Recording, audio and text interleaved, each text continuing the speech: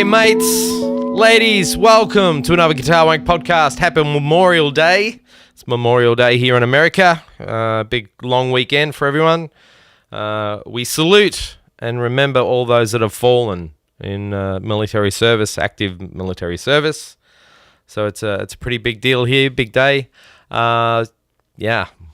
Massive respects to all those that have sacrificed so much.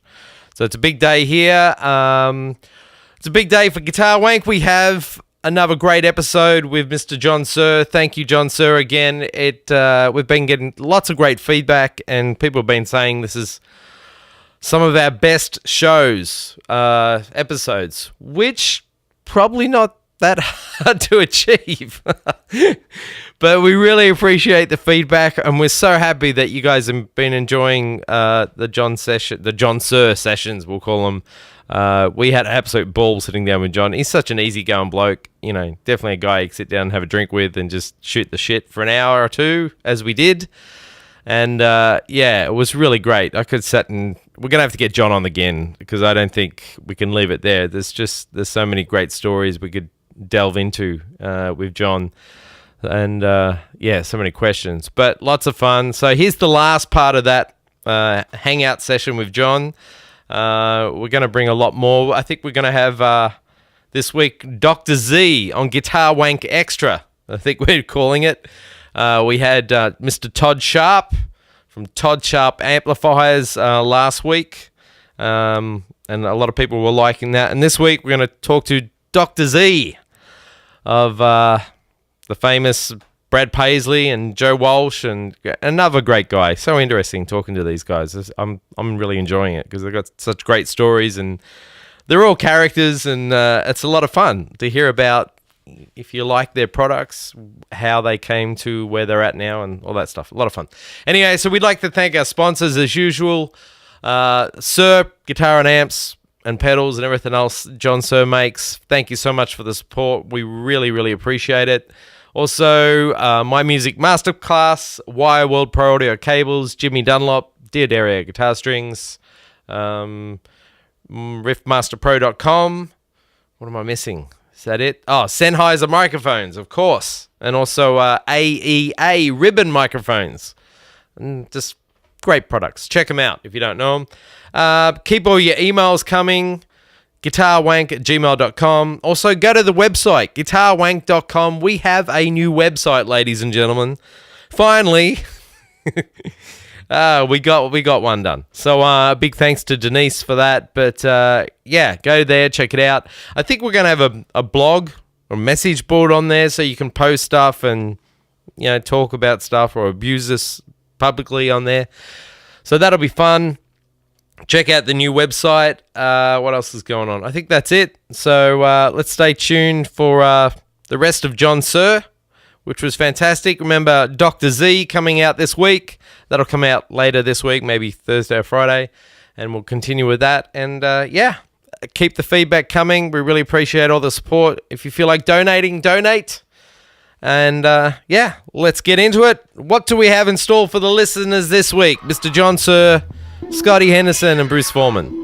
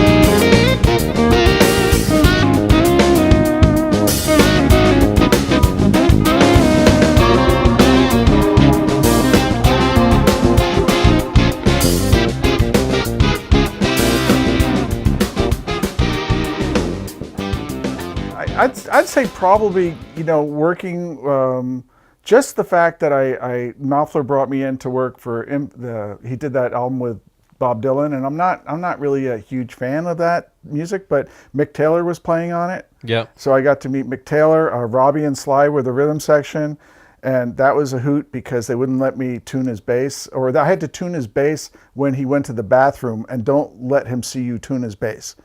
But just being there, sitting in the control room with Neil, the engineers and everything, listening to all that stuff like that, that was a pretty amazing moment.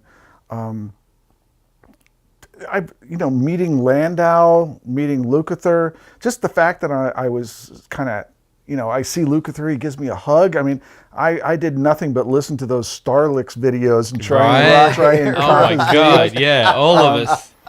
Yeah. Probably another holy shit moment was Eric Johnson coming into our store and just sitting there and playing before he was anybody, and just like going kind of like, holy shit, this guy can get around.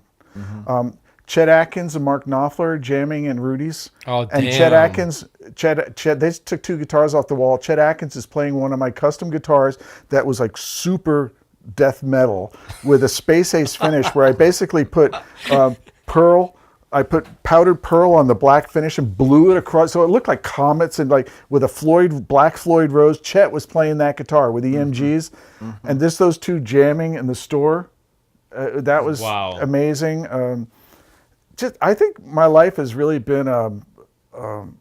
I really feel grateful I've been in the right place at the right time. Steve Stevens, this wonderful guy. I always loved his playing. Great flamenco player too. The great Scott Henderson. Just the fact that I'm working with all these people, I think I don't think I could put a word on it. It's just, now I'm dealing with Big Rec. I absolutely love Ian Thornley. Is just ridiculous slide player. He's awesome.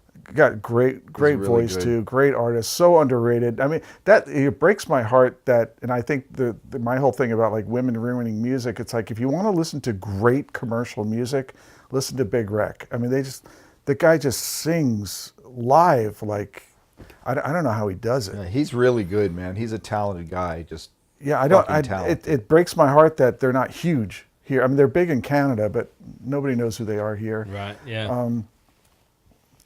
I just think everything that's happened in my life has been meeting my wife. It's like.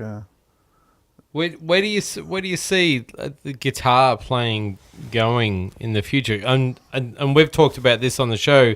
A lot of amazing women players, female players are coming up, and you guys have got. Yeah, we've got the Brazilian girl, right? Yeah, Lottie. Yeah, she's awesome. She's amazing. Chelsea Constable's a great guitar player. She plays a lot of Chet stuff, really good. And where's she from? She's definitely somewhere in the South. I mean, she's got the drawl. But her and her sister are really good. You should look her up. They do a lot of Chet Atkins kind of stuff. But she also plays Van Halen. It's like Jesus. I mean, there's a lot of great female players. I mean, I've actually got some great female employees too that are into guitar building, which I think is really cool. That's awesome. Now, isn't the Brazilian blues player one of your artists, the guy from Brazil who's really good, and we were talking about him because Mateus? He doesn't play that many gigs, but he does a lot of playing on Facebook. You're talking about Mateus? Mateus. Yeah. I had Mateus here. Player. Mateus is awesome. Yeah, he plays with really Tori good Kelley. Player. But now he doesn't play that many gigs, right? No, he's Tori Kelley's guitar player. She's pretty big pop. He is out there playing. He's doing it. She was on the Grammys. We were talking about him, and we were saying, well, he puts a lot of videos on the internet, but we didn't know that he was out there gigging that much. I think they're all from Brazil, but they're all together, and they're all kind of managed by the same guy who's one of our dealers. But it's Lottie, and it's I think her name is Basilio or something. Yeah. There's Lottie. There's Andre Neary. He's also another great guy. I think he plays with Virgil Donati. Yeah. There's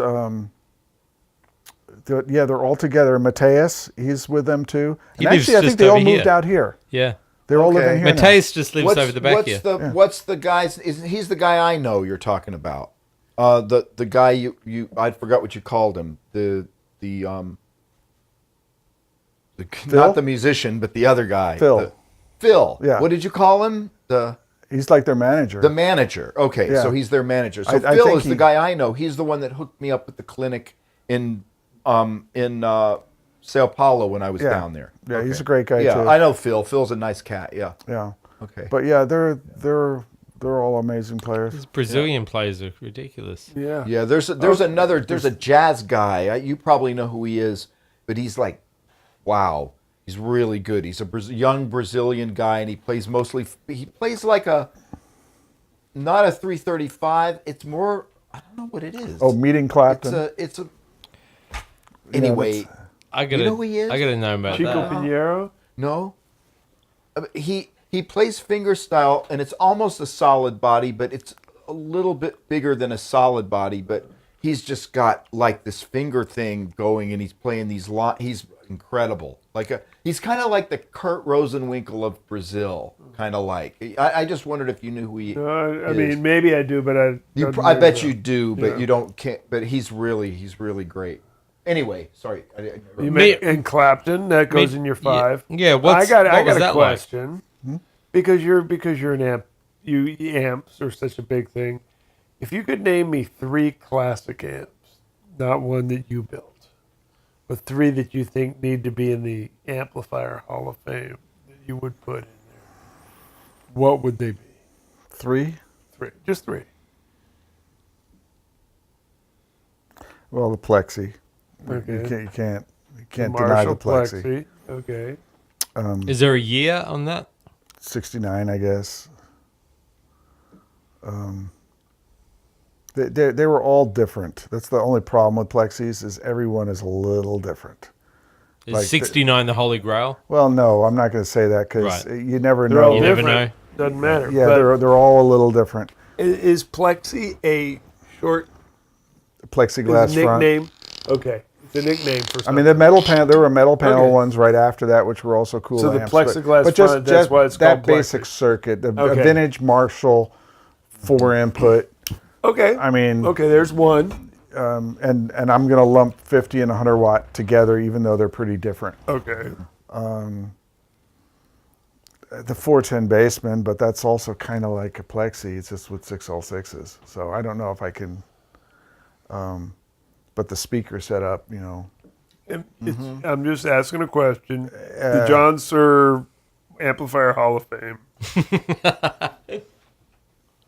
I don't know if I would pick a Super or a I thought you Pro. were going to say Super because you've got that one that sounds so good. Yeah, man. my Super's awesome, but Your it's got Super old sounds Jensen's. and great, man. It's You've it's got a the nice best sounding amp. Super ever. And it's not really that original either. It's Sure I think sounds the baffle good. board's been replaced, but the sounds speakers are good. original. Landau wanted to buy my speakers, and I went, if you want to buy them, I'm keeping them. Yeah, right. Yeah, right. But the funny thing is I don't like the Super with overdrive. It's like it's the hardest amp in the world to get an overdrive pedal to sound good with. But if I was playing clean, yeah, Super. Yeah. Let's see. The Super, the Plexi.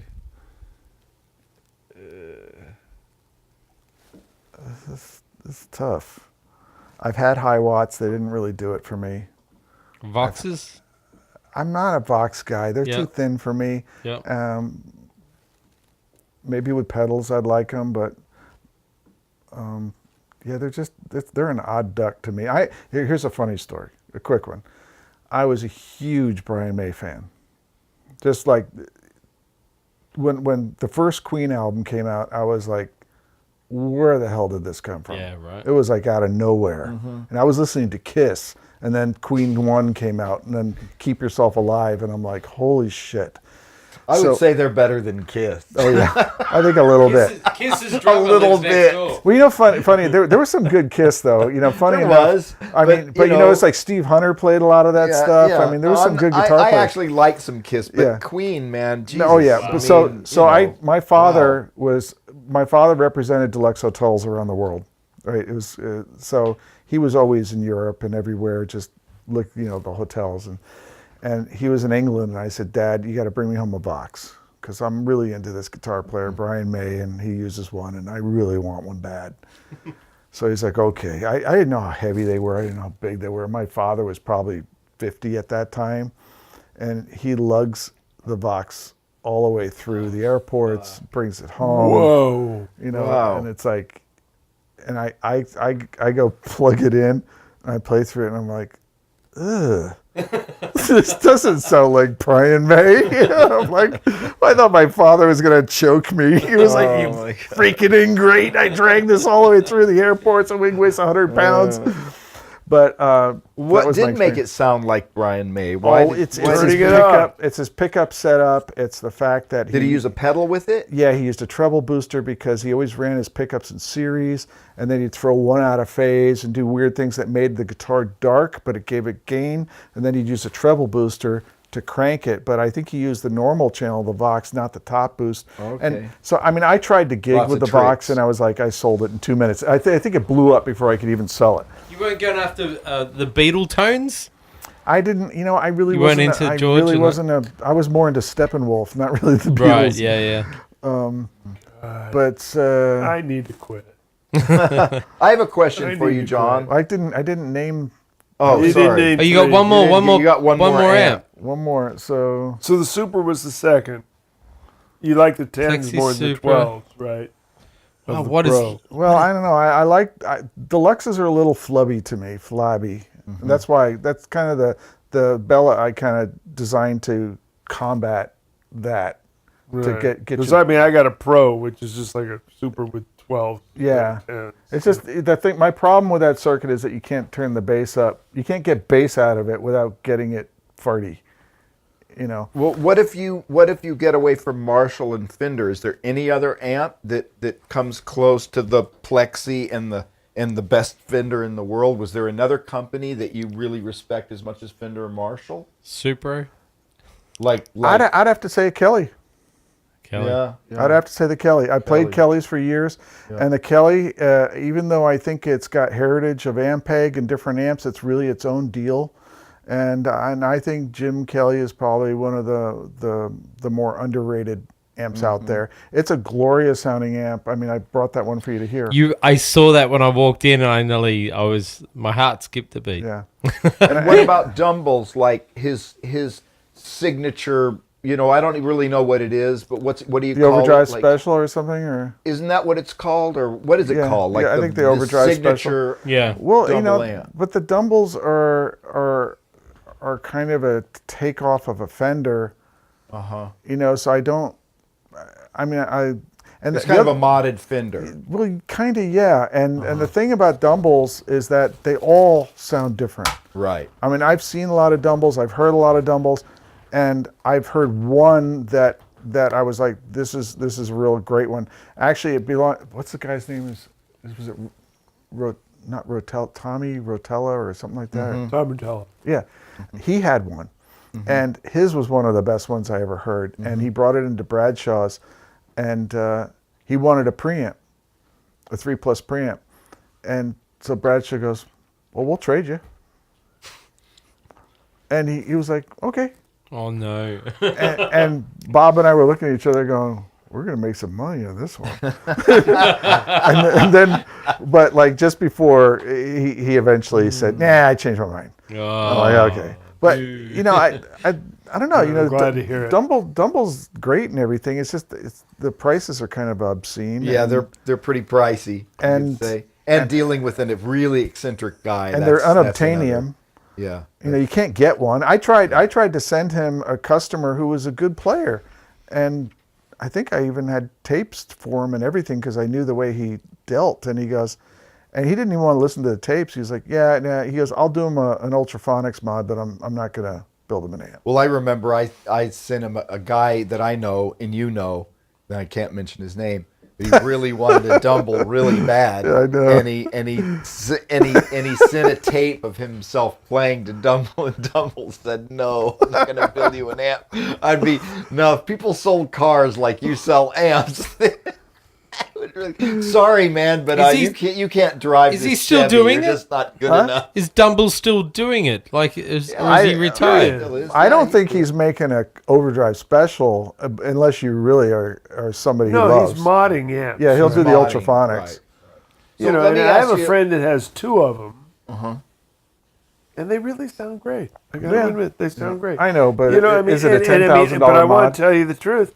That amp sounds great. My Fender Vibroverb sounds great. Yeah, and you know that speaker through a lot of different heads that I've played through sound great.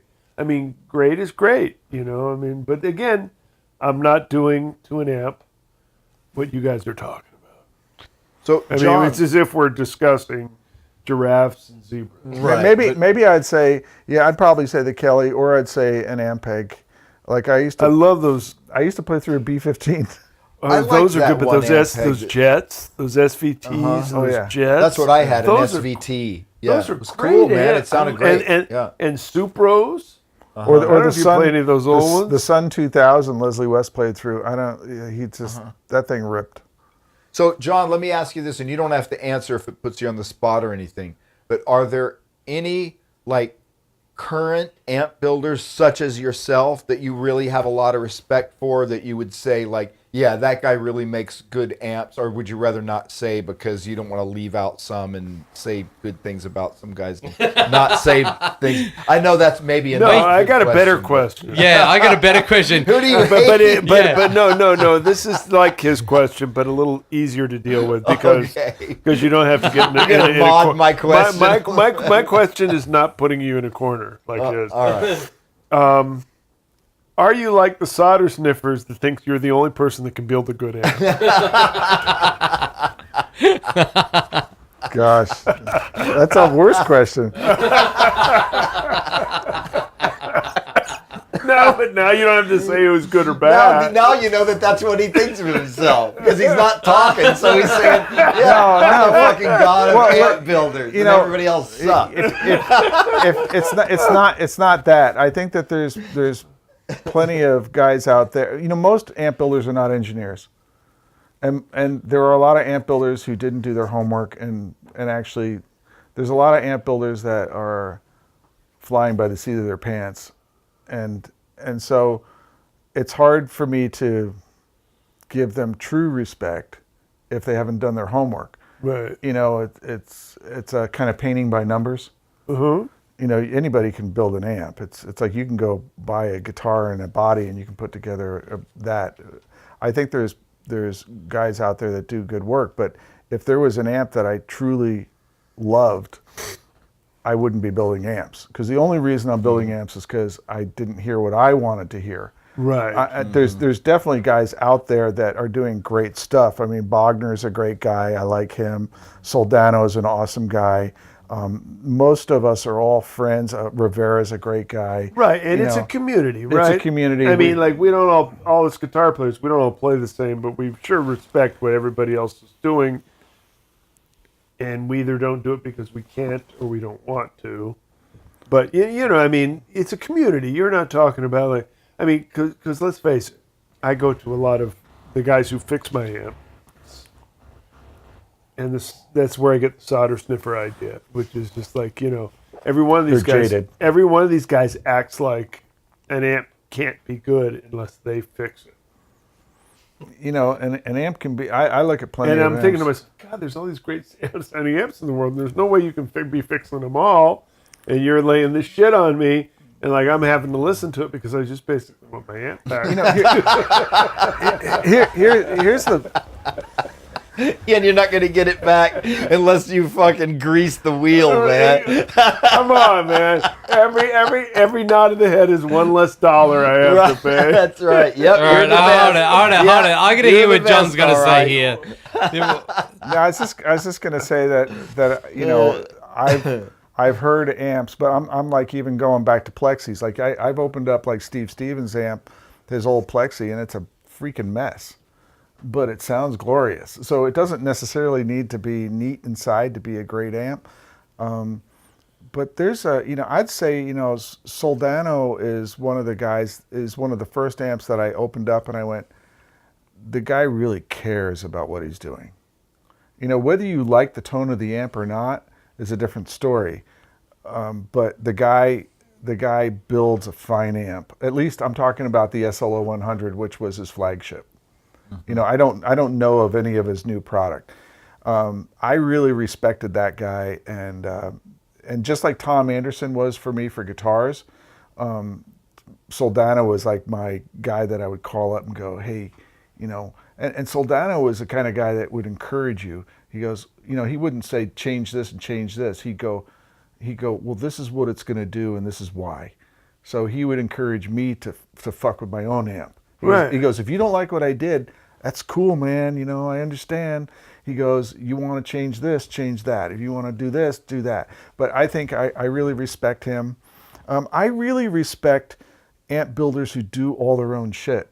And unfortunately, that's not the way most of the companies work these days. I mean, we're at a point now, which is kind of like everybody's going offshore, they're going to China. And I have trouble respecting those people, even if the amps sound just fine and sound good. I just don't feel like it's, you know, it's like you're job shopping half of your music out to somebody to the Orient, you know? Well, I got to tell you the truth. I have outsourced my practicing to India. To Indonesia.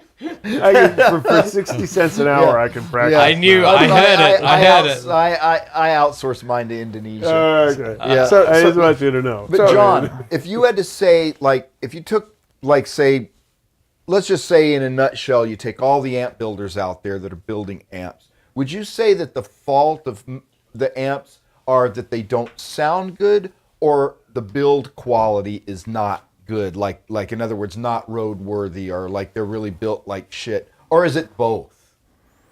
Is it equal amounts of both that makes a bad amp? That'd be a hard question to answer. Most of the amps that are out there that, like, say the ones that do come from China, like if you opened one up, would you go, shit, this thing won't last one tour because it looks like it's going to fall apart. I can see the bolts not really tight. I can see There are some amps out there that are extremely popular, and I open them up and I go, really? They're just not made well. They're just not made well. But there's also, I know Metro Amps does great stuff. I don't know if George is really building amps and he's really kind of making Marshall copies, but he does some great stuff. Mm-hmm. Another company that did really neat work was, God, I can't remember. I can't even remember the name. I mean, high watts are beautiful, but you know, the two things really aren't. They're independent things. Whether the amp sounds good and whether it's built nice, and then also like neat wiring doesn't necessarily mean it's right. Mm-hmm. You know, you can have beautiful wiring that everything's on a right angle, and that's not necessarily the best way to build the amp, even though it looks beautiful. Sounds German. I didn't say that. That was Troy.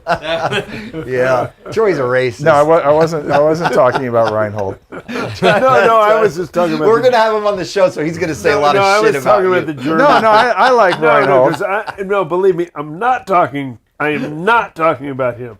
I'm just talking about the German concept about. I was thinking more like high watt, you know, that kind of. Just if you've ever seen an old high watt inside, they're just like. I haven't. They're just, you know, it's all built like a tank, and it looks beautiful. Well, hey, but I don't personally like. I think high watts are awesome amps. I just don't. I owned one for years, and it was just stiff and sterile, and I don't like stiff and sterile amps. I've never heard one. Look, my guitar, one of my main guitars, one that Scott actually used on his last CD, is a German guitar made by a German builder, and you know he's very German. But that guitar has a lot of shit happening. You know, sounds good. That you can't, you know, I mean, it's got a lot more than just the being right part of the German thing. You know, I mean, which this guy is. One beautiful thing about him is he understands the Italian side of it all. But I just said it because, yeah, that's a whole. I think that the engineering thing is just so ingrained in being correct. And, you know, and with Stefan, the guy who built my guitar, you know, it came on time. It was exactly what he represented it would be, you know, and there's no guesswork, no funny business, no. I guess you could ask me, this would probably be a more fair question, is what amps and guitars do I own that are not mine? Yeah, okay. that is, wow. Well, Can I ask her that since you question? brought it up, that- why don't you at answer? least I can say that. What stuff do you own that isn't a That I Suhr? didn't build. Yeah, what is it? My Super. Right. And and I've got a metal panel Marshall, but I did modify it, so I don't know if that's fair. Doesn't So really count. stock, it would just be my Super. I've got a Gibson SG that they built for me because I did some amp work for them, and so I took it in trade. I've got a gold top that it's not necessarily a spectacular guitar, but I like it. It's like a 57 classic reissue or something. With big neck thing. Yeah, it's kind of big. I like my SG the most out of those. I've got a Collings double cut. It looks like a junior, mostly because I grew up playing Les Paul Juniors, and I probably had 10 of them. And then I went to buy one recently. I'm like, I'm not paying $3,500 for this slab of mahogany. So Collings made me a nice double cut. They make great guitars. Yeah, they're great people. I do have a PRS single cut. I took it in on a trade. I don't play it, honestly. What do you think of the Paul Reed Smith stuff? Do you want to comment about his amps? I've never heard one. We're commenting I on his haven't. guitars now. I've never heard a PRS amp. I've never played one either. I'd like to check it out. The PMS? Yeah, PMS amps. you know, a lot of amp builders, I think that I look at their stuff and I mean, it's kind of interesting to see different build philosophies and people. I don't like using connectors in amps. So that's the first thing I do is I go, it's got connectors. To me, connectors are trouble. I'm sorry. What's a connector? It's like instead of soldering the wires, you've got a plug and a socket. Oh, and okay. and they Yeah. but there's a lot of amps that use connectors, and they just plug things because that way they can get the board done. You know, Right. you don't really need as much skill to assemble the amp. I'm not a fan of connectors because a connector is just another place something's Gonna going to wrong. corrode Yeah. and Yeah. like a tube. You know, that's usually what goes on with a tube. Is you should pull out the tube and spray the pins with some deoxit, and you know, kind of shake it off, make it dry, and then plug it back into the socket, and that keeps your amp from crackling a lot. And things like that are like easy maintenance you can do. But connectors are the same way. They get corroded, especially if you're near the beach. You're screwed. I don't. I just, you know, honestly, it's not that I'm jaded, but I can't say that there's an amp that I really prefer. Well, that makes sense to me because you're an amp builder and It's not to say that there aren't other great Yeah, amps. for sure. I mean, Bogner's are great amps. Soldano's are great amps. Marshall makes great amps. You know, there's... it's horses for courses, right? Yeah, I would probably buy older Fender amps if I was to buy a Fender amp. Right. Have you tried the Landau Fender? New one? I don't think I would like it Right. because I've heard Scots and worked on Scots. Yeah. But I think- Scott uses one. But No, I don't really. I'm waiting for John to.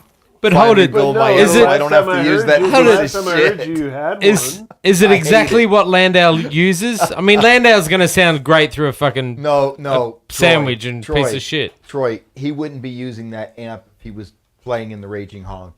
Really? No. God, I love That that, that album. amp can't do what you like Landau Right. doing. It Okay. can't. Okay. It's that amp is a clean amp. Right. It's only for clean and blues. It can't do what you're hearing Mike do on the Raging Honkies. He wouldn't use that amp to do it. Right. He would use his work old as well. Fenders and his stuff. You know, because that amp is a clean, super clean amp like mine. Right. Right. Yeah, it's really clean. I mean, we're talking about the Raging Honkies, that album with Landau. Do you have an album where you just like the tones are just godly? Oh, yeah. What's your album? Your go-to albums? You know, probably the one that never ceases to amaze me is Tres Hombres. Right. Yeah, that's a good one. But it's got to be on Lot of good vinyl. It tones. doesn't sound. They screwed it up on CD. See, I don't know now what they I did. gotta buy Maybe that. They, and get maybe they that. remastered it. Yeah, I think they did. So, John, what's your take on,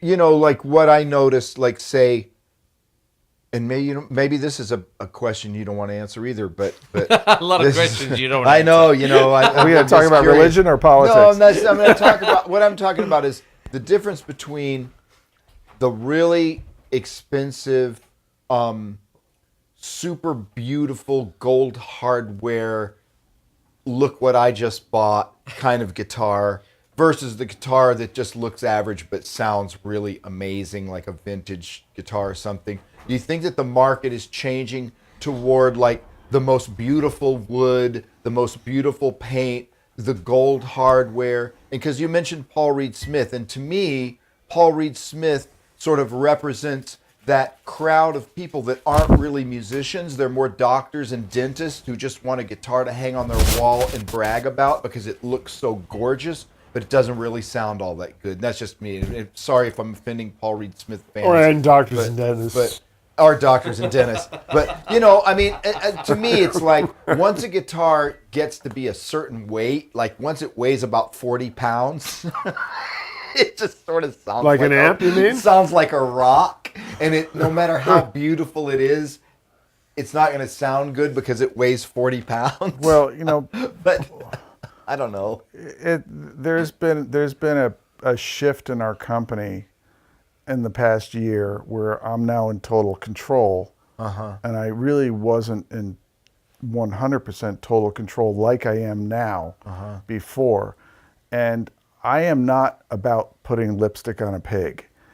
So to me, it's my favorite guitar is an all Carina Telly, basically, with arm contours and tummy contours, but it's all limba.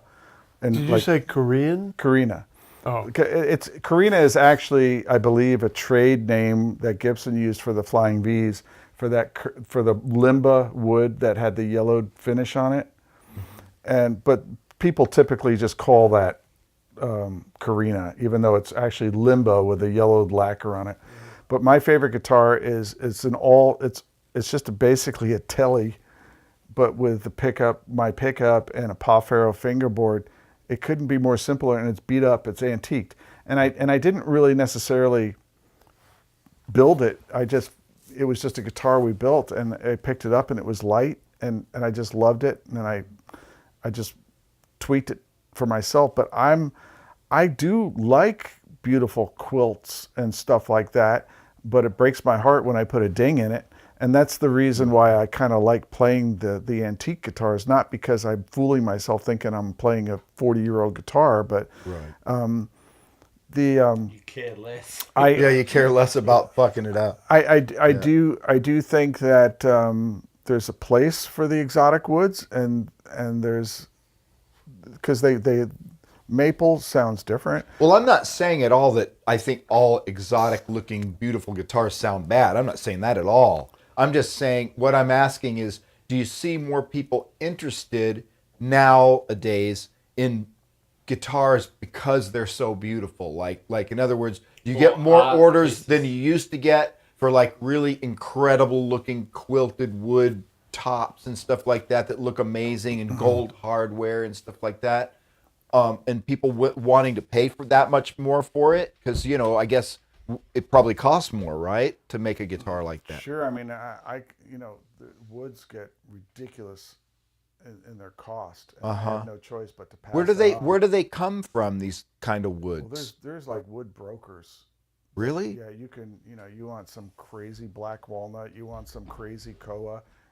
There's a wood vendor who will send you sell you $1,000 block of koa. But wow. And I'm not even guaranteed that that's going to come out to be a nice guitar.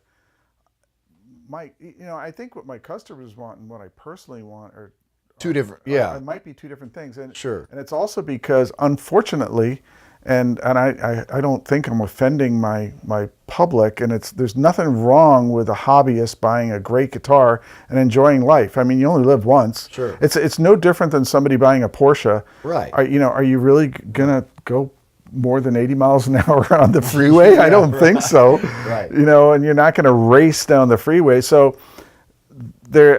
my personal preference is to build tone machines and playable guitars for musicians. But unfortunately, most musicians are broke-ass motherfuckers, and they don't have enough money what are you trying to buy. say? What are you talking about? I find that highly offensive there, John. I just got to say that he's not trying to say anything. He's saying it. So, but let me ask you this. When a guy orders something like, say, a real fancy wood, does he usually know beforehand exactly the wood he wants, and he's calling you guys and saying, I want a guitar that's made out of whatever koa, and then you build it for him? Or is he looking on your site and saying, that wood is awesome, that's what I want, whatever it is? We get both. Custom business is picking up, but it's also because it's what I like to do. I like to build a guitar the way you want it, and it really doesn't matter what I like. It's the same kind of thing like with the amplifiers, and it's why I like getting guys like Pete Thorne involved or you involved in designing an amp, because it's different than what I do. And if I build everything the way I want, I'm probably not gonna, I'm gonna be attacking a very small market. Right. And it's like if I had my world about, if I could do anything I wanted, I wish I was independently wealthy and I could just do whatever the hell I wanted, but I can't. It's like I've got employees, I've got a company to run, and so I do have to look at profits and how much it costs to make things. And it's like if you make, I'm not really interested in competing with Fender. I'd rather make something that is just a little more refined. Even if it's at my low end. We have the same builders making all of our guitars. It doesn't matter if it's custom or not. We might be shifting that a little bit to have a little bit more of a personal experience, because there are guys that demand that, and why not do it if that's what they want? But they don't, whether they know what they want. No, I'd say most guys don't really know what they want. They need guidance. Right. And that's why it's really important. And it's one of the biggest challenges in my business is when you got custom guitars. I'm really dependent on my dealers. And then you read things like Warren Buffett saying that, the retail shops are dead. They're going way of the dodo bird. Everybody's going to be shopping on Amazon, which is going to make my life even more difficult, because I kind of count on a player going into a store and going, oh, well, those guitars look nice. So, well, what are the options? And if I've got a good sales guy in the store, he can explain the options to you, and then he can sell you the guitar. But if you just go to a guitar and you go to a store and pick up my guitar, you're really not going to know what your options are. One of the most frustrating things to me is like somebody will go, oh, I picked up a Suhr and it really sounded modern. Well, which one did you try? There's like a gazillion options. Right. If you ask me to make you something that sounds like a classic Fender, I can do that. But if you don't ask for it, you're not going to get it. And you can't just go pick up any guitar and make a judgment call. No, I had guys say that to me one time. They said, I bought a Suhr guitar and I really wanted to, I heard they sound like vintage Strats and mine doesn't sound like a vintage Strat at all. And I said, well, what kind of bridge does it have on it? And he says, a Godot 2-post bridge. I'm like, well, I got news for you. The bridge is a very important part of the guitar, and if it doesn't have a vintage 6-screw bridge on it, it's not going to sound like a vintage Strat. Well, if you buy a Fender with their new 2-post bridge, it's going to sound different than their 6-screw. Of course. I mean, I think people get so crazy about the frets, for instance. They go anal about stainless steel versus nickel silver. And I'm like, I'm sorry, when you plug that thing in, you're really not going to know the difference. Maybe acoustically you could hear the difference, but in the scheme of things, something like the bridge is going to make more of a difference. Something like the fingerboard or the neck wood is going to make more of a difference. I think the neck is one of the biggest tonal contributors to the tone, but still the audience isn't going to hear it. Right. It's just you. It's like, would you, if you closed your eyes, would you really know if Stevie Ray Vaughan was playing a maple fingerboard or a rosewood fingerboard? You wouldn't have a clue. It comes up every time I listen to him. I think, God, why wasn't he playing maple? Or was he playing maple? Or you listen to Hendrix and you think he's playing your Strat and you find out it was a Flying V. I mean, or an SG. Yeah, or an SG. It's like, this sounds like a dumb question, but do you get more people buying your guitars from dealers or ordering them custom made from the factory? Well, even a lot of the custom made ones are custom made for the dealer. So they order it they order it from, like, they know what they want. Yeah, they tell the dealer what the they dealer want. says, I know what sells for me and this is what I want, and it's different everywhere. I mean, but we used to make these really, really expensive guitars. They were like $25,000, and it was they would do this once a year, and it was something that even though they can be beautiful guitars, they are they tone machines? I plead the fifth. Right. You know, it's you know, they are more lipstick on a pig, but you know, some guys don't care. You know, it's like I'll get guys that are excellent customers and they'll go, I want to know what the best piece of koa you have in the shop is, or they want to pick out their wood, and they'll pay a premium to pick out their wood. You ever see that Gibson thing? The what? The hide glue? You ever see that spoof?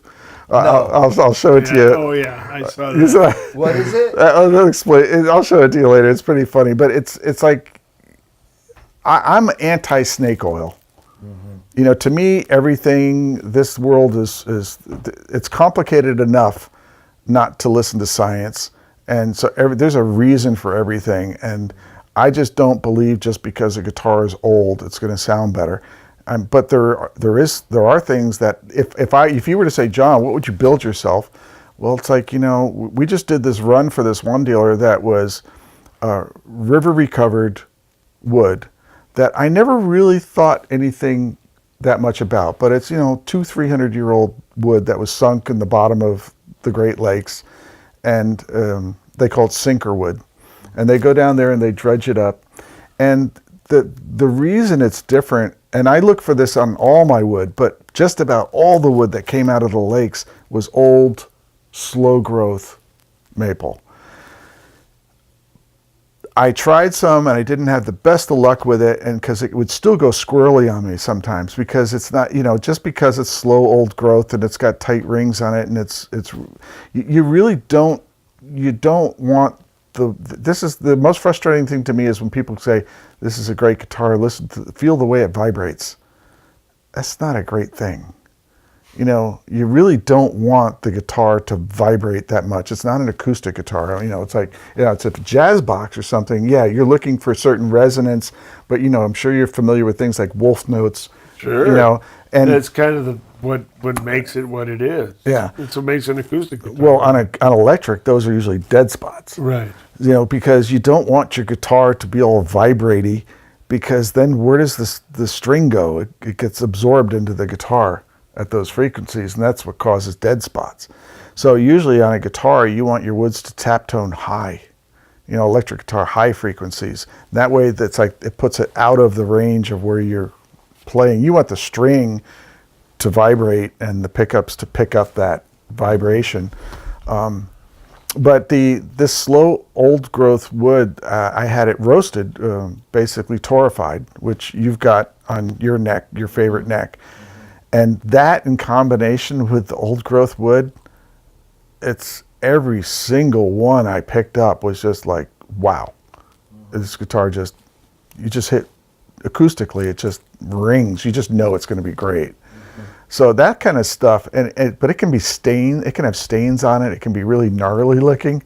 I don't care, you know, it sounds great. So, you know, that's where my head would be, is like if someone said, what would you rather do? I'd rather make guitar. To me, they've got to be built perfectly. But, you know, I embrace natural flaws. I don't care.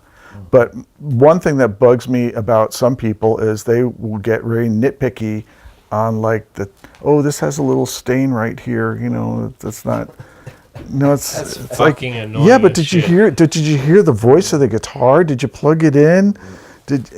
No, but it's got a stain on the neck. You know, it's like this is Mother Nature. So that's probably one of the most frustrating things to me, is like, you're asking me to ask Mother Nature to be consistent. Get it right, to Mother be Nature. Consistent. Yeah. Well, Do you have an amp or a guitar where you've just like, I fucking nailed this? Or do you have that opinion about everything you make? Or is it like, do you have a favorite of what you've made where you're just like, this is badass? I'm never happy with anything I do. That's kind of the answer I expected Gee, from you someone like fit into yourself. This room pretty well. You can give me any guitar in the world and I will find flaws. Right. And it's just the way it is. And what's your favorite amp that you've put out? Or is that too hard of a question? My favorite amp is probably, it is a hard question. I'd say I don't have a particular favorite. There's 3 amps I really like. Yep. I really love the Bella. Yep. as a pedal amp, like in other words, like an amp that I'm not expecting tube overdrive from. You know, if I'm happy with my pedals, I'd say the Bella is just kick-ass. I like the Bella through a 4x12 with greenbacks. I do too. That amp through that Recorded cabinet, it many times. that amp through that cabinet, just and give me my son came out with a new pedal called the Eclipse, which is basically a dual overdrive. Right. Give me that and the Bella, and I've got a instant 3-channel amp with very little hassle. Wow. And it sounds organic, and it Yep. doesn't sound like you're driving a pedal. I don't have to turn the tone down to 1 or anything to get rid of fizz, or it just responds the way I want. But through a greenback cap, straight too, not slanted. I personally don't care for slants. Yep. But then the other amp is the PT 100. To me, it's a Swiss Army knife. It does Fender clean channel. It's very similar to the OD 100. It's got basically like a amped up super reverb clean channel with the reverb side but no reverb. Yep. So it's got the extra brilliance from that. And the crunch channel is like a killing JCM 800 on steroids. Yep. I also like that through greenbacks. I play everything through my greenbacks. I honestly never play my super. I don't think I've turned it on in 4 years. And the Hedgehog. I absolutely love the Hedgehog. But the Hedgehog's an entirely different thing. The Hedgehog is more of an American overdrive, Dumble-y sort of voice. And I think that but it's a lot more forgiving than a Dumble. I find that Dumbles are tuned for the player and the guitar. And as soon as you change one of those things, they're almost like a pair of shoes to me. Right. They Dumble tunes them for you and your guitar. And once you change anything else, I don't think an amp, a Dumble built for you would work for him. You know what I mean? It's like, because I played a lot of Dumble, they're just all over the place. I mean, they've got basic similarities in the design, but he changes parts to tweak it for each player, which is a good thing. Then it turns out to be a custom amp, but they're just not. So the Hedgehog is a lot more forgiving, but it's in that kind of architecture. Mm-hmm. And then all the buttons are programmable. And I think, funny enough, I think it scares people, but it's so stupidly easy to program that amp. If I was playing live, I would probably use the Hedgehog. And because is it really versatile amp? Yes, and it's got a creamy high end. Mm-hmm. But if you're, I grew up playing boogies, and I hated them. And I'm not talking about the newer versions. I'm talking about the original Mark IIc pluses and the old style boogies. And the thing I hated is you always had to have the graphic EQ and put a V notch in it to get rid of all the mids. And the bass was flubby. So much mids. But I kind of learned how to pick in such a way to make the bass sound tight because I played it for so many years. So if I play and the Dumbles and the Hedgehog and all those American voiced amps that have, it's where they put the gain structure. Basically, in that style of amp, you've got an EQ up front, and then you've got overdrive. So what you do in the EQ when you've got overdrive on isn't really going to affect the overdrive. And that's why you put like a tone stack in for the overdrive on some Dumbles. So you have to go into the amp to tweak that. We have the similar kind of controls in the Hedgehog. You can actually go into the Hedgehog and tweak the overdrive. But the EQ that you're using for the clean channel now becomes more of a pre-filter. So you can trim out some bass for the overdrive. But the problem with the Dumbles is that to me, I can still only get one tone out of it. But with the Hedgehog, it's all programmable. So you can turn on the mid boost, turn on the bright, turn off the bright, anything. All you do, it's like an old Bradshaw. You hit store, preset this. Wow. So you got all these buttons across the top, and you go, okay, I want the overdrive, I want the effects loop in, which, I don't even think a Dumble has an effects loop. I want the effects loop in. Do you want it in series or parallel? You can choose. And then you can, I want the deep on, and my deep is in the power section so it doesn't flub out the amp. I want the deep on. Okay, I'm going to hit store, that preset. You're done. And you can do that. You can have 128 presets if you want to use MIDI. But if you don't use MIDI, you got the foot switch. You got, your presets right there too. that I think is really cool, but funny enough, I think it scares people. I think a lot of dealers tell us that guys want less knobs. You know, That's funny, isn't it, how it changed? Because there for a few years, or it seemed like a few years back, it was like, it was all about having more. And now I guess it depends on probably your has gig. changed. You know, when I was in Tribal Tech, and it was such a complicated sound band, Yeah. you know, I couldn't play like I play now. Now I've got, like, I'm in high school again, because I don't have any loopers or anything like that. I have to step on one pedal and turn it off, and then step on another pedal and turn it on, and then turn up the reverb, and then blah, blah, blah, blah, blah. I have to do all this shit, but I write music that isn't so, I can do it. I got plenty of time to do it, you know? Whereas in the Tribal Tech days, it's like, you'd never have time to do all this kind of shit, because you got to go from one, so you got to hit one button, and that one button turns off 3 pedals and turns on another one, changes the delay to a shorter delay, does all this stuff with just one hit of the button. But back then, I felt like I really needed it.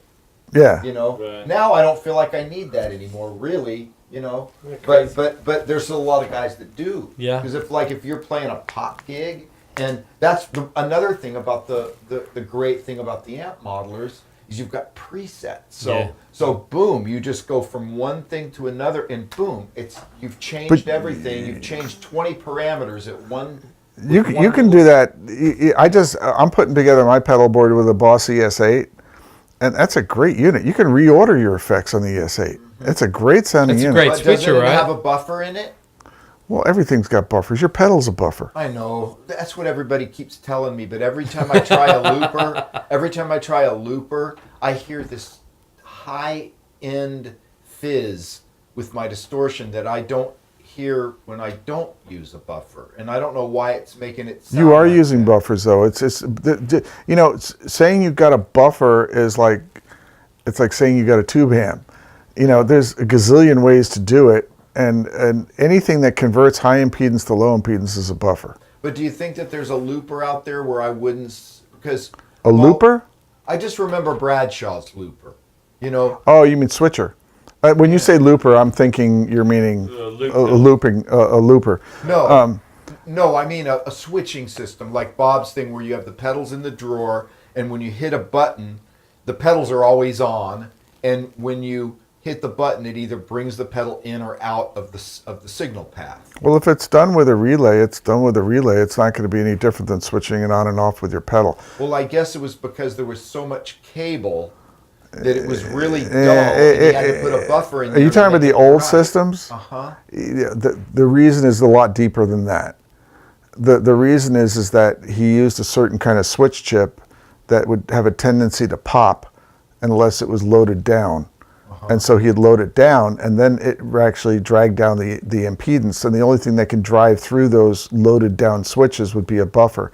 It's the same. Here's something that I think is one of the reasons everybody thinks guitars sound sterile these days. They forget that the cable is part of your tone. Yeah. And the length of the cable is major. But people just have such a tendency to just pick up any cable, not thinking that it's just a cable. If it's good, if it's connected, it's a cable. No, it's got capacitance, and it's got distributed capacitance. It's not like putting a capacitor at one end of the cable. So and you found something that works for you. It's also the reason when you turn down the volume that you lose your high end. People, yeah, well, because you've got a fairly short cable, but people don't realize it's that load. Still, when you turn in your volume, you lose high end. That's just but the an longer the acoustic factor. well, But not if you use a really short cable. If use a regular cable if you sit in a recording studio and turn down an instrument, it loses high end.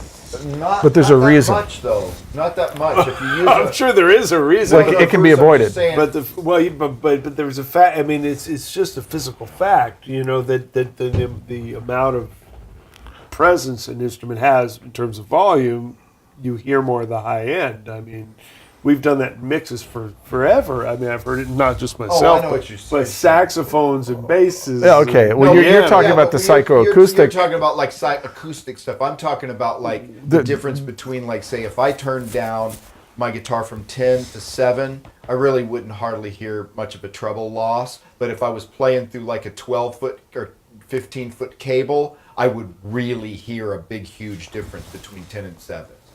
But since my cable is only 4 feet long, I hardly hear a difference. That has to do with impedances and the capacitance of the cable. So if you have EMGs in your guitar, you can turn down the volume and you're not going to really hear any besides what you're talking about. What we're talking, I'm talking about something different. You know, what we're talking about is take a Fender Strat off the wall, an old Strat, and turn the volume down, and it sounds like you just turned your tone to half. Right. Yeah. You know, but that can be avoided with things like bleed networks and the volume pot. But ignoring that, the reason that a lot of guys think, you know, there's been such a push for low capacitance cable, but that's part of what sweetens the tone of something like a Strat pickup into a Marshall. Hendrix, I think, used a 40-foot coil cord. I think it's more like a 100-foot cable, because it's a 50-foot coil cord, and if you stretched it out, it would be 100 feet. Right, and it was so dark. It's because it was a huge capacitor, but it sweetened it, so he could get away with using fuzz faces and stuff, and it just sounded glorious through a Marshall, which would normally rip your head off. If you took a 10-foot cable and plugged a Strat into a Marshall, you know, to a vintage Marshall, it's going to rip your face off. But with that long coil cord, it sweetens it up. But everybody's like into buffers and everything. So what I tell people is, for Scott's different because he gets rid of the high end for a different way. You turn down your tone. But if you were the kind of guy that left your tones all the way up, I'd be fucked. Yeah, I would tell you, you know what? If it sounds too sterile, too bright to you, Get a longer cable. Get a longer cable. Right. And don't go 10 feet and go into your first buffer unless you're doing what Scott does by turning down your tone. Go 20 feet into your first buffer. You know, or that's the reason I don't like to really put active electronics inside guitars. And basses are fine because basses don't matter. But no, it's the I don't even have a bass. You heard it there, ladies and gentlemen. John Suhr, basses don't matter. I'm kidding. I'm kidding. What I mean is that with a bass, they're not going for that sweet distortion. You know, they like the clarity. Yeah. So a bass doesn't need that. Leland spot. Yeah, that was for Victor Wooten and Jeff Berlin and all of that. But but you know, the buffer isn't the enemy. The buffer restores your high end, because when you start going through all those pedals, you're getting capacitance in the switches, in the pedal. If they're true bypass, you're actually darkening your tone. But you could make that work for you, just like you make a longer cable work for you. Mm-hmm. So I think it's just understanding, okay, I'm losing too much high end now through my pedal board. It's time to put a buffer in the front or in the back. Or if you've got to run 50 feet back to your amp, you better put a buffer on the output of your pedal board. But don't you think that the buffers have improved, and maybe they make a better one now than they did in the days of when I was using the Bradshaw system like 20 years ago? They're probably better, more natural sounding buffers now that they put in those pedal switching systems than they're modeling them now. But aren't they better now than they were back, say, in the day? Maybe they're more pleasing to the switches have improved, and I haven't really finished hooking up my ES8, but my son says it sounds awesome. But Peter Frampton doesn't think it sounds awesome. I mean, I think he's built himself a relay switcher. But you see, a relay switcher is going to have capacitance. So, you know, it's kind of like, what do you? It's like when somebody says a guitar is muddy. Is it muddy or is it sweet? Oh, this one's bright. Is it bright or is it clear? You know, it's kind of like what you want. You know, so harsh. Yeah, is it harsh? No, well, maybe it's not harsh. You know, maybe it's just present. You know, and maybe what works for you in your bedroom isn't going to work for you on stage. And that's when we were talking before. That's the biggest frustrating thing for me is I've got two different clientele, or maybe three. I've got guys who just collect. You know, and you know what? That's fine. Yeah. It's just fine. It's like it's a piece of art. They like a beautiful guitar to hang on the wall that they can strum every once in a while. It's like a painting they can play, but it's a piece of art.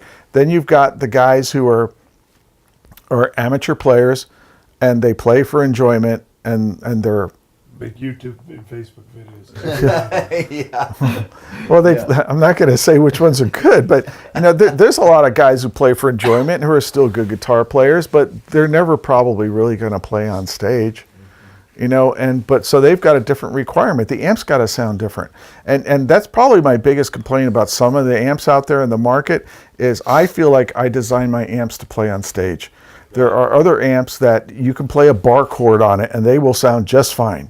But you go try and do a nice singing Leslie West style fat melodic solo and you're not going to get it out of those amps. They're going to sound screechy and thin.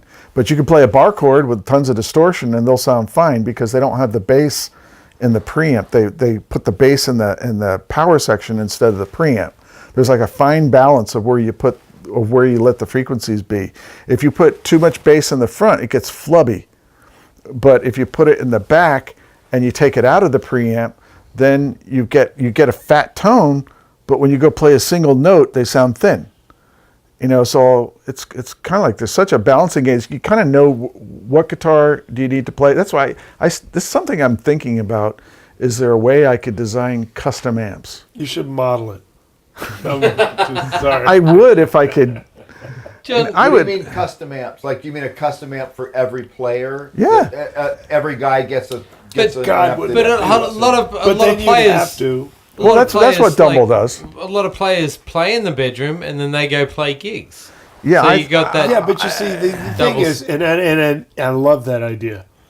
I mean, I am so into that idea. But in theory. But What, hookers and blow? In reality, is I play in different rooms all the time. I play in different situations all the time. Get a modeler. No, wait. That'd be nice. No, I did play in different, so I would basically need you to come to my gig and tweak shit according to, today it's just duo with a bass, acoustic bass. Oh no, there's no bass now. Well, It's me and no, I'm just saying, no, it's a booming room, now it's a clean room. Now it's going to be like this decibel level versus, the background levels.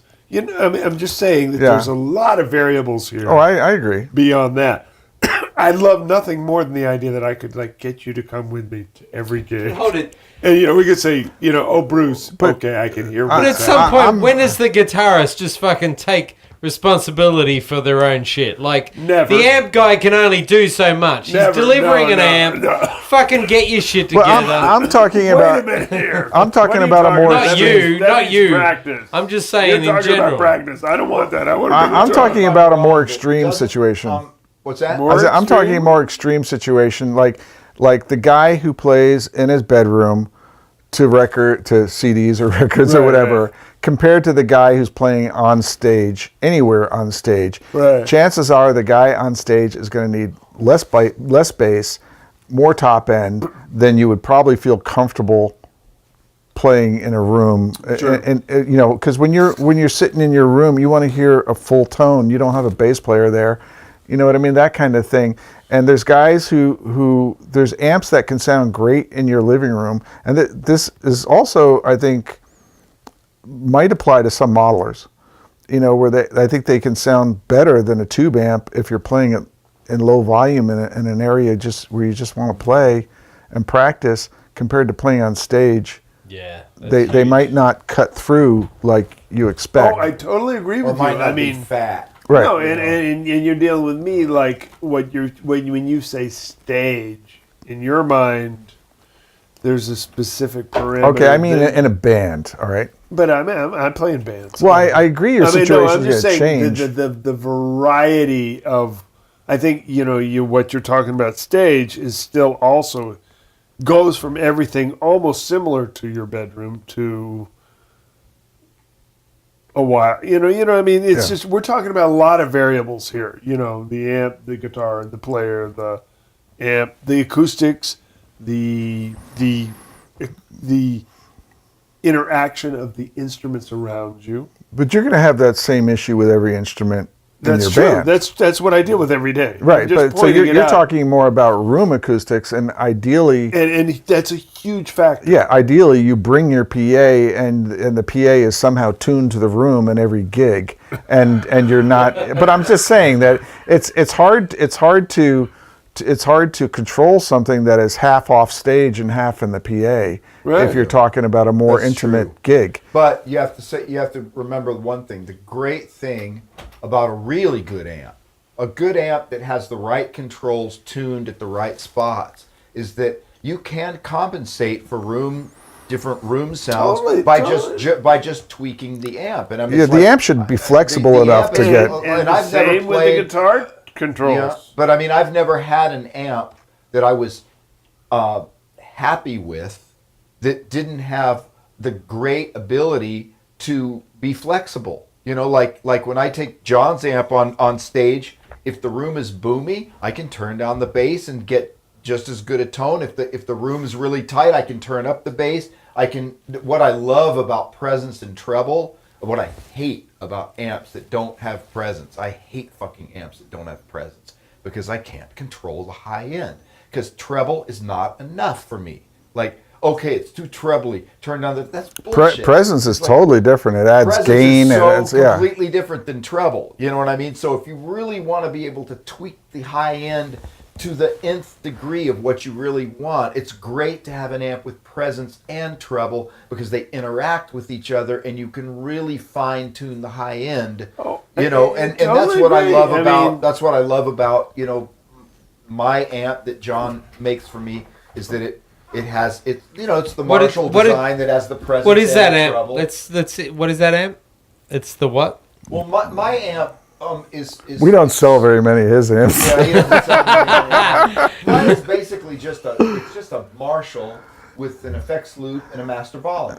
Not really. So John's like, no, it's isn't not. it a kind of 71 Marshall layout? No, nothing like that. No, not It's really. more like the Mesa Boogie from 1905. It's Well, more. what It's is more like a fat. It's more like a fat JCM 800 or a fat master The volume. jazz chorus. It's because you got to. When you say an old Marshall, yours has an extra gain stage compared to that. Well, then that's what I'm saying with the master volume. That's an extra gain. No, a master volume is just a pot. It's just a different terminology. I mean that it has extra gain. Well, let's put it this way: a Marshall amp is clean. master volumes in stock Marshalls don't work that well unless it's a phase inverter master, which we put on the SL68, which works well to a point. Like you can cut your volume. You can maybe put the master on half, but like your amp, you could put the master on 1 and still get a tone out of it. Right. But that's because you're losing that interaction of the power section. You're not pushing the power section anymore. Exactly. So we got to give you distortion somewhere else. So we got another gain stage in front of the amp, which is pushing it Right. harder, and you're clipping preamp tubes instead of power section. Right. But the But I glory. couldn't live without that. Right, Because you right. go into a club That's- and try to play a Plexi Marshall without that, and you can't. You Right. can't get a tone because Unless you you're have to play relying on so loud pedals. that you would kill everybody in the room. Yeah, unless you're relying on pedals that do it. Like when I play my Bella, my wife screams at me if the amp's over 1. You know, yeah, so because the bell is a really loud. yeah, it's not that loud quiet, amp. No, but you know, loud there's amp. pedals these days. The difference when I was a kid is there weren't pedals that around that. And it's kind of funny because the technology is really not that different. The Marshall technology is not that different either. It's kind of like, why couldn't they have done it back then? Well, you could have. They could have made screaming, ripping Marshalls back then. They just didn't. But it's the same thing. But if you've got a pedal that can cop it, then you can have an amp that's just. But you don't put like a pedal in a completely clean amp. That doesn't sound like great, even no matter what. It sounds good to me. Yeah, it doesn't sound good to me. I'd have to. If you're say- playing rock, you can make it work. Yeah. For me, a pedal, no matter how good the pedal is, if you put it into a completely clean amp, it sounds sterile to me. It's like if the amp's not doing a little bit of the work, like, just a little bit of crunch from the tubes, it doesn't have to be like a lot of gain, but if the amp just like, the way I run my amp is like if you have the guitar on 7, it's completely clean. If you turn the guitar up to 10 and hit a chord, it's starting to break up. You're getting some action from the tubes and it's getting a little bit crunchy. And then when you apply the pedal to that, to me that gives me the best Where's your sound. master? Huh? Where's your master? The master volume. What level do you how On the amp? Yeah. It doesn't matter. It could be 1, it could be 5 or 10. It Yeah. doesn't make any Okay. So, difference. but the difference is that when it's on 1, you're not clipping that output section at all. No, I'm not. I'm just saying preamp distortion. Just Right. the little bit of amp distortion mixed with the pedal seems to really fatten it up and make it sound, to me, like real. But if I plug just the pedal into a completely clean amp with no breakup at all, it doesn't sound real to me. It sounds like the pedal. Preamp distortion is one of the most finicky things to get because everybody's using preamp distortion. Doesn't matter. I mean, any amp that's got a master volume, unless it's a plexi style, Right. copy, you're pretty much getting a lot of relying on preamp distortion and not power section distortion. I think the magic is when they're both kind of when the power section's of starting to course. work. When you really get it up to the level where you're making the power tubes work really hard and the preamp's doing its thing and Yeah, I mean you can do that on the Bella by kicking into low power. Then it's then you got 22 watts instead of 44. We play so many different kind of places. We play places where you can like really turn up loud if you want to, and luckily like it's a tight room that doesn't really sound that loud, but you can crank up and you might have carpet around the walls or carpet on the floor and it eats up a lot of the volume, so you can crank, but for the audience you don't see people going like this, right? But then we play some places where if the amp was on 1,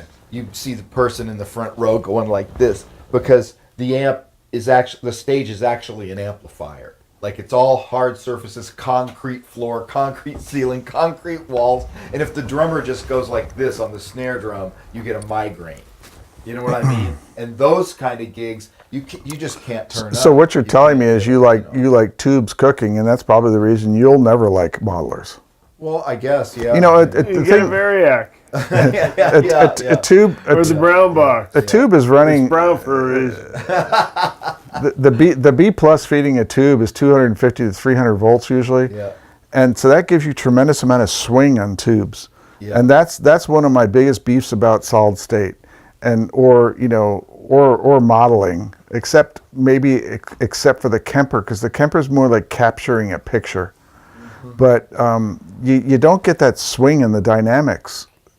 At least I haven't heard any solid state amps really do that. They sound more like this instead of like this.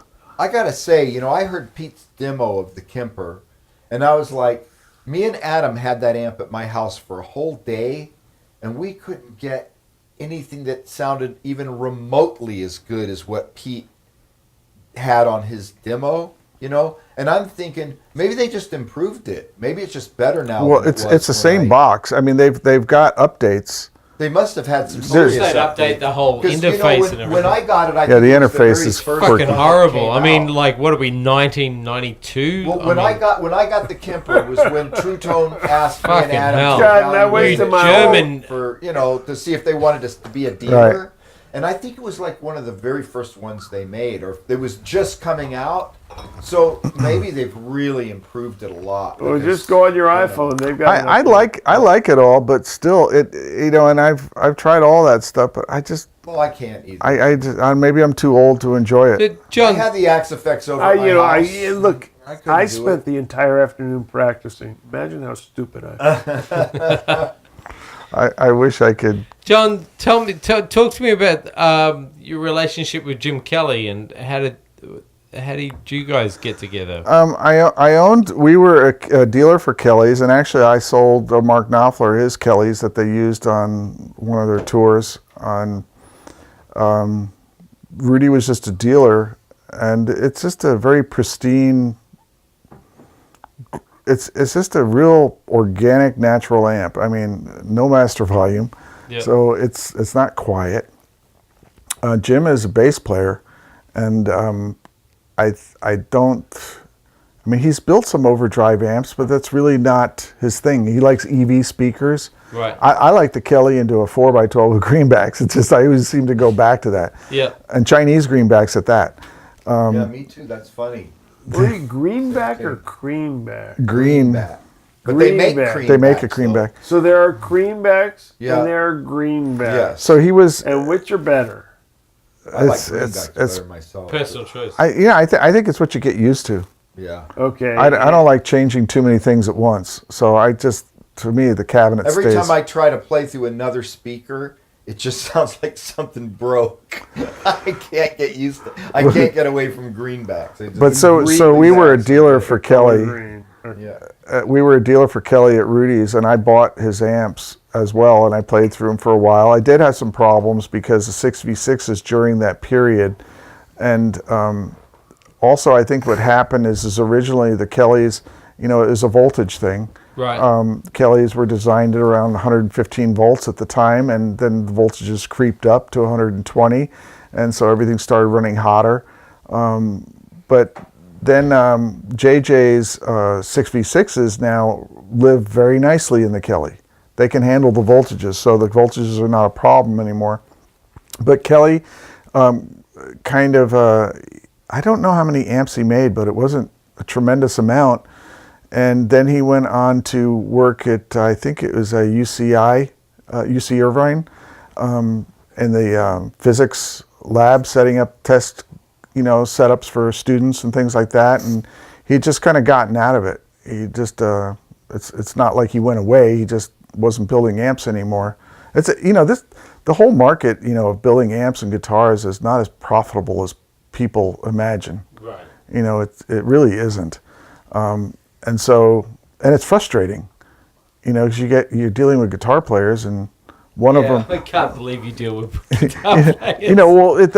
I Sorry, think mate. I apologize. What a On dumb- behalf of guitar what a dumb players. business to go into. What the fuck were you thinking, Well, I John? can say I have not contributed to one gray hair on John Suhr's head. I can say that, right? Yes, that's is true. Jim Okay, Kelley good. from California? Is he originally from here? Yeah, I think he's always been out here. And but what happened was when I was at Fender, one of the other guys there, another master builder, Mark Kendrick, we were talking about Kelley, and he goes, "Oh, Jim's a friend of mine." And I was like, "Oh, that's crazy." I said, "I'd love to talk to him. I haven't talked to him since I left New York." And so I got to talking to him a while, and I was just thinking, well, are you still making amps? And he's like, no. He goes, I'm just working at the school. And so when I had the new business, and when I started I did the custom audio amps and the preamp, and when I took that back from Bob Bradshaw, then I had more room to do things. So I to Jim was, well, why don't you let me make your amps if you're not going to make them? And so he actually worked with us for a while, and actually Jim did the engineering on the reactive load. Oh, he did? Mm-hmm. Oh, wow. I told him because he's like in the physics world, and I said, well, this is what I want. And the funny thing is, and I'm sure he'll admit to this, he kind of fought me on it. He says, well, it doesn't matter. He says, you can just apply an EQ on it later, and you're going to get the same thing. And I said, I just don't think you're going to get the amp to feel like the amp unless it's seeing that impedance curve. Yep. And it turned out to be hugely popular. So Boy, you must have sold so many of those things. I mean, I get we can't make enough of them. I get so many people. You can't imagine, like, so many people, and I'm so happy that I was able to help so many people by turning them on to your reactive We load got box. so many emails about this. Because I mean, just everybody on my message board, they're like, I live in an apartment. What the hell do I do? I need to make this record. I need to record tracks. What should I do? And I just say, get an amp, get your reactive load and a couple of IRs, and you can record. The only problem, Done, the only problem with it is it's just one piece of a puzzle, and if somebody doesn't know how to apply an IR to a track correctly without monitoring the input, they're going to hear fizz and they're going to think it's broken. I mean, I can't. Yeah. It's you know what I mean? Yeah, of course. Because a lot of people will listen to the input when they're playing and they don't turn that off, and they think they're going through the. And I'm like, well, turn down all the other tracks. Turn down. Do you still hear something? It's like, because you still got the monitor on. But now you guys make the next part is basically the add-on to that. Is that correct or not? Well, yeah, but it's not gonna. It's for the guy who wants to do that and doesn't want to screw around with IRs. Right. You know, Or computers. You don't even need a computer for using. right? Yeah, you could also use the ACE. I mean, there are also IR boxes that you could load IRs into, but some people complain they hear a lag, or they hear this, or they hear that, or they can't find the IR they like, and they've gone through 50 of them. That's the problem with IRs, is that there's so many out there. The new Celestion ones are very good. And also you've got the long ones and you've got short ones. And, you know, there are guys that swear that the long ones are... I'll take a long one anytime. That's what she said. I don't want to ask you where. But, you know, with the reactive load, the thing is that there are other reactive loads out there. And, but we went through great lengths to make ours really pretty much nail, you know, the impedance curve of my favorite cabinet. There are also guys that go, well, that means that it won't work if I want to use a Vox open back, you know, Jensen cabinet. Don't you need to do an IR, a reactive load that models that cabinet? Technically, if that's really what you wanted, I guess, yeah, but it really doesn't seem to matter. You know, because the other reactive loads that I've measured really don't properly mimic the cabinet, and you are talking about little degrees of EQ. Like, okay, theirs doesn't sound quite as fat. You could boost the bass. You're still going to get a decent response, but you know, reactive loads are really nothing new. I mean, they've been out for years. I just don't think anybody's really kind of put the effort into trying to make them. Well, yours is amazing. I mean, the last little thing I did over at my house with Adam Stark, and we were comparing the mic'd cabinet to the reactive load and that great Celestion IR. And we were just like, I said, Adam, I really can't believe what I'm hearing or feeling right now. And I just give the guitar to him and you know, compare it, you know, you play a little while with the real speaker and the microphone and everything, and then you switch it over to the reactive load and the IR, and you don't hear or feel any difference. It's amazing. And I go, and if there's any difference at all, it's not the feel. It's the sound, just simply because probably with my speaker cabinet, I'm not just hearing the speaker cabinet, but I'm hearing the room. You know, the room is coming back into the mic in some way that, you know, where their IR of maybe the same exact speaker, they did it in a different room. So of course it's going to sound a little bit different. The ambience is different. But if you listen to it in the tracks, it's amazing. I wish I had this shit when I was growing up. I wish I had any of this shit when I was growing up, because I was playing in a club band. You know, so you know, as you guys as original artists, I think it's easier than playing in a club band. When you're playing in a club band, it's like, gosh, you know, you got to play Pat Benatar 1 second and Van Halen the next, and it's just a clusterfuck. Well, sorry, for me, like the big thing for me was, instead of, because when I had to do what I had to do to make it possible for me to play at home, was I had to spend about $4,000, you know, for them to come over and take out my windows and wall up the windows with stucco and put in a split, what do they call those things, split air conditioners, where it's not a wall air conditioner, but like the that one there. Exactly, just like that one. So that the air conditioner is outside, and the only thing that comes into the wall is just a little pipe that big, kind of like an inch big, which blows air into the room. Because I went over to my neighbor's house who was complaining, calling the police on me, and I looped something, and I went over to his house, and I went, I am so sorry. Like, you fucking you know, asshole, I'm like, Scott. I'm sorry, you know, like, I wouldn't live with this, you know, I apologize up and down. I will fix this. And I spent the money, and I did it, and I spent a lot of money, and then I went over to his house and looped the same thing. And he goes, man, thank you so much. Now he misses your playing. No, he's, you know, he can still hear me. He said he buys your albums. If you would just be good enough to stop around 11 o'clock when we go to sleep, be fine. You know, during the night, it's so soft that it wouldn't bother us at all. Just stop around 11 or 12 and everything's fine. But when I think about it, I could have spent however much money his load box costs. Get the reactive load. $200-$300 on that. Headphones. Headphones and like $9 for the Celestion greenback pack. And I would have saved $4,000. Yeah. Well, besides that, before I know, because we're getting late into it on that, but the Jim Kelley amp, did you guys change that when No. you started building it, right? Yeah, I started building it, and Jim actually came to work with us for a while, and so just so we could make sure that we nailed every component, because it was important to me to keep the. Was it crazy different? Did you look at his amp, and when you were working with him, was it like, oh wow, this is so different to what I would have done?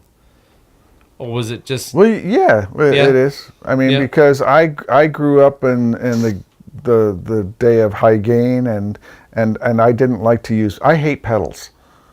You know, I really hate pedals. So anything I do with my pedals, I'm trying to make them not sound like a pedal. Right. You know, and I want them to sound like a good overdrive channel is what my goal is. But so the Kelley doesn't have a master volume. It's just organic and pure. So it's a great pedal amp. I don't know. It depends what pedal you're using. Right. Okay. You know, it does have a lot of brilliance. So like when I run a Kelley personally, I like to pull the treble pot, the bright, but then I turn the treble down to like 3. Yeah. I don't think I pull the presence when I use it. It's got a pretty active EQ section. That's one unique thing about it. You'll find when you turn the treble and the bass, it's not just like, oh, I think I can hear something. It's like, wow, that made a big difference. But it's a very chimey, original sounding amp. It's And you've got it to try out. I'm super excited. You know what? I got to have lunch with John and Jim. Really? One time, and it was like I was kind of starstruck because it was Jim Kelley, and I've heard a lot about him. He wasn't the guy such a nice cat. that quarterbacked the Buffalo No. Bills. It was really nice. You know, But let me tell it you, was that the 4 same guy. Super it Bowls reminded me without of a winning. great, George Blanda's father, Fender. He was the Blanda? Was a football player. I'm not. Yeah. George Blanda was a quarterback and a kicker. Yeah, George Blanda was the head of R&D at Fender. That was his father. Oh, That was his father? Yeah. Really? just reminded me of a great John Suhr salesmanship story where you had a guy on the phone and he asked him, so what's that new Riot pedal sound like? And John said, whoever's playing it.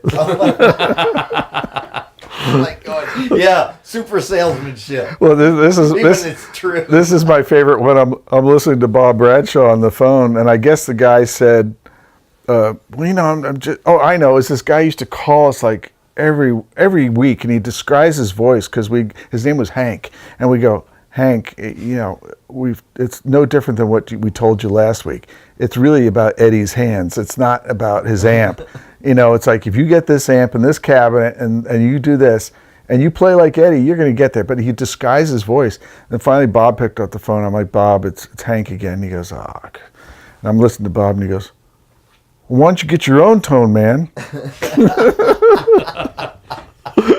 Instead of trying to copy Eddie's Because the tone. guy's going, I want to get Eddie Van Halen's tone.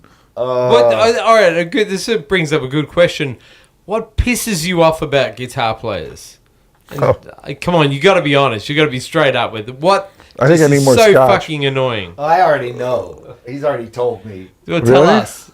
What pisses me off about guitar players? What do we miss? What don't we get? What are we so fucking annoying about? Besides this podcast. Besides, I want super low action with no buzzing. Well, there's one. That's good. That's a good Who one. doesn't want that? Is And big tone. anything else Big that tone, jumps like, out? It's yeah. just like, oh, for fuck's sakes. I think maybe I'm a lot more forgiving than I used to be. I think things used to piss me off a lot. Oh, then go Really? back in time. Go back in time? Well, what John told me, I'll just tell you what he told me. Oh, no. Okay. That he says, but this is coming from the perspective of a guy who's trying to please somebody who he's directly working with. You know what I mean? Right. It's not like a guitar player, like just, okay, there's a bunch of guitar players out in the world. This is a guy that's coming to my shop and asking me to do stuff for him, right? And if a guy doesn't know what he wants, and he's got to be the guy that's trying to find out what he wants, I imagine that's got to be a huge, big pain in the ass.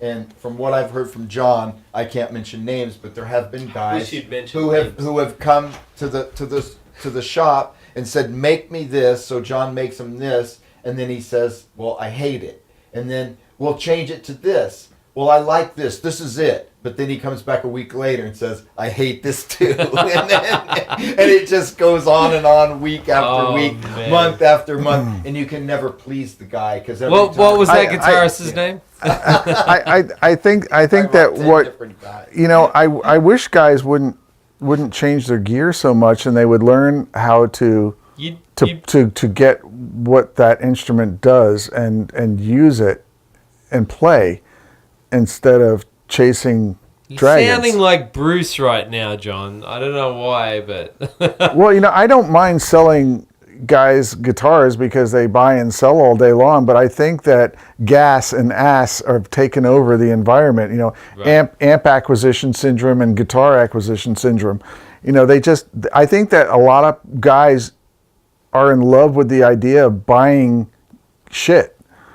And I think that is kind of annoying because I'm trying to make an instrument that you're going to make music with, and I'm trying to make it to what will work for you.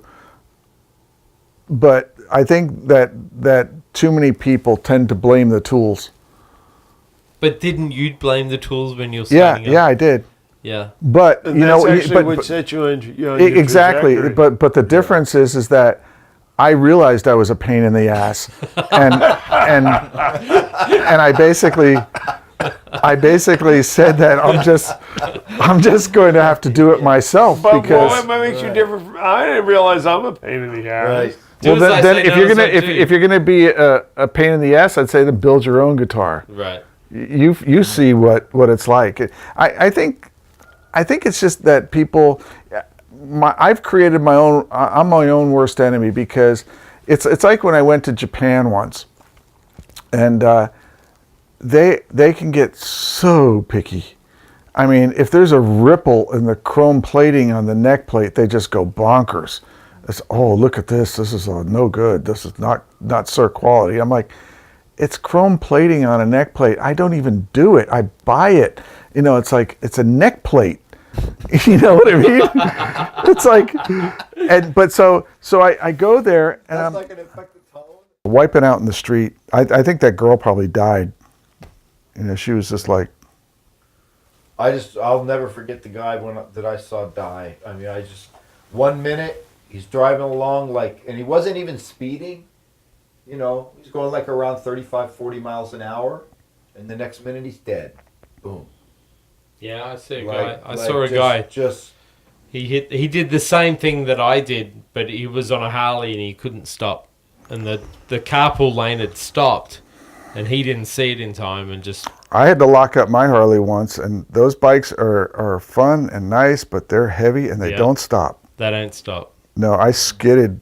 I was like, a car pulled out in front of me. That was a frightening experience. What do you mean they don't stop? They skid. Well, That's the mass. It's so big. Oh, because it's so big. Yeah, I could stop my sport bike, my ZZR 1200. I could stop it on the front brake, and it stops quick. But a Harley, you gotta lock it up, and you just. Got so much mass moving, you can't stop it. It's like trying to stop a car, or basically. an elephant, or a railroad. With dated brakes.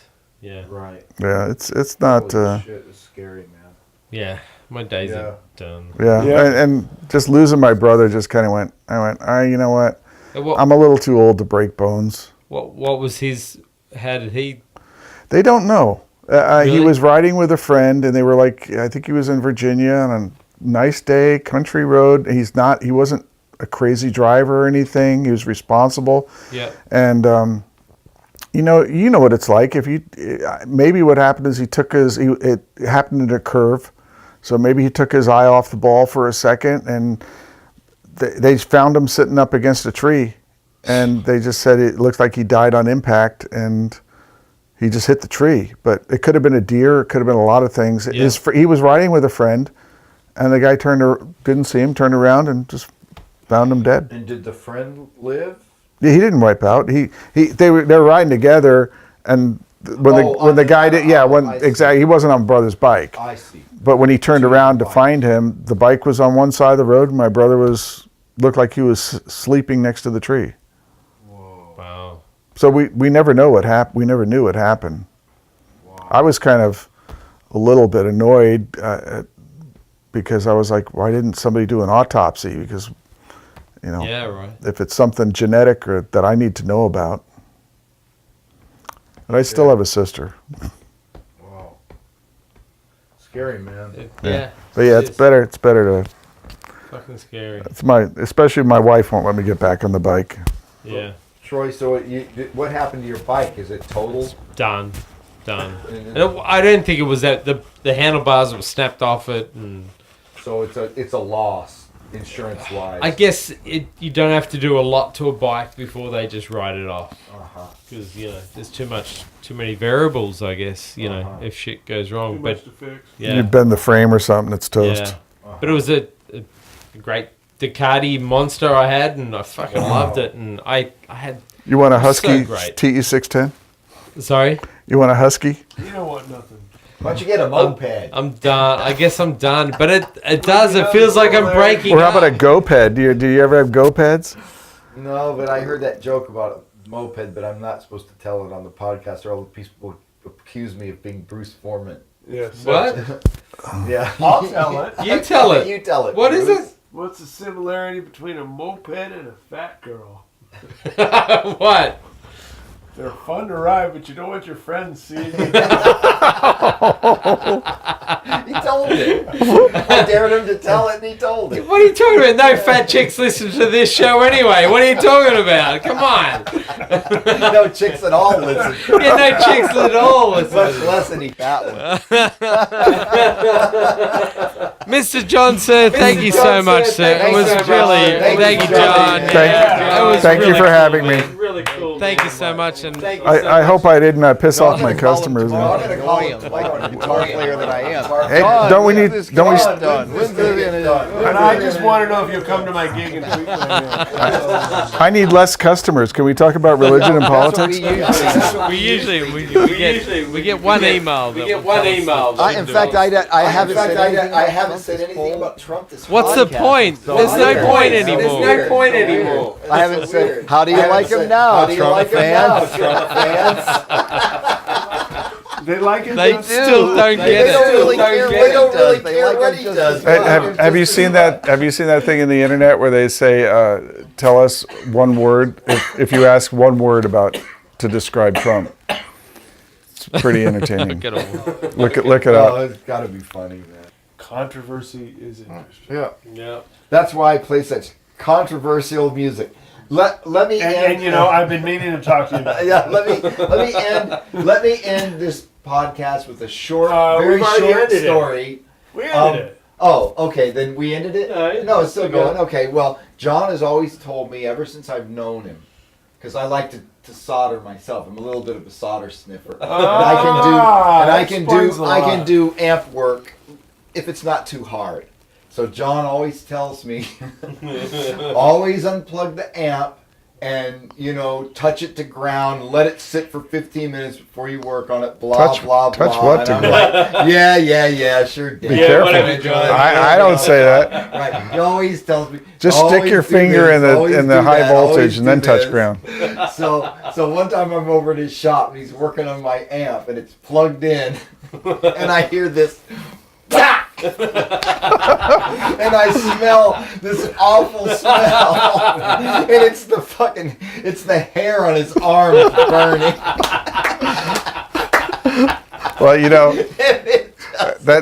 Well, sometimes you've got to work. You got to work on the amp live. Sometimes you can't help it. But Bob Bradshaw used to call me Sparky because this is no shit. My wife gave me this like Colombian chain, and it like had this little like guy, like a guy with a cane or something. It was like a little gold charm or whatever. And she gave me this chain, so I wore this chain. And because whatever your wife gives you, you better wear. But so I'm working on this amp, and It was a Marshall, and it probably had a good 500 volts DC in there, but it's not the voltage that kills you; it's the current. Luckily, so it's I'm in there, and I don't know what I did, but it kicked me so hard I pulled my hands off, and I almost blacked out, and the amp was in my lap. It was a Marshall, and it was in my lap, and I'm like, what the hell? And I felt the pain in my chest, and I thought I had a heart attack or something, and I looked, and where this guy's balls were blown off. It arced from the gold chain to my chest. Oh fuck! Whoa. And literally, there was a black mark on my chest, and this guy's balls were blown off. So be careful when you work inside of amps. I had a similar experience in Tijuana, but